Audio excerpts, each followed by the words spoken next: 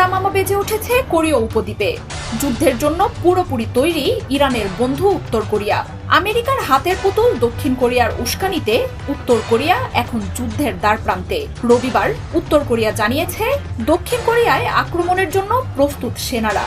জবাবে দক্ষিণ কোরিয়া বলছে, নাগরিকদের নিরাপত্তায় এক বিন্দু ব্যাঘাত ঘটলেও পিয়ংইয়ংকে চরম পরিস্থিতির মুখোমুখি হতে হবে। এর মধ্যেই শুক্রবার দেশটির সর্বোচ্চ নেতা কিম জং উনের বোন অভিযোগ করেন, পিয়ংইয়ংয়ে দক্ষিণ কোরিয়ার ড্রোনের অনুপ্রবেশ ঘটছে। এসব ড্রোন ব্যবহার করে সরকার বিরোধী লিফলেট ছড়ানো হচ্ছে বলে জানান তিনি। দক্ষিণ কোরিয়ার এমন পদক্ষেপকে আত্মঘাতী বলেও জানান কিম ইয় জং। এরপরই উত্তর কোরিয়ার প্রতিরক্ষা মন্ত্রী নিজের বাহিনীকে যুদ্ধের জন্য তৈরি হওয়ার নির্দেশ দেন।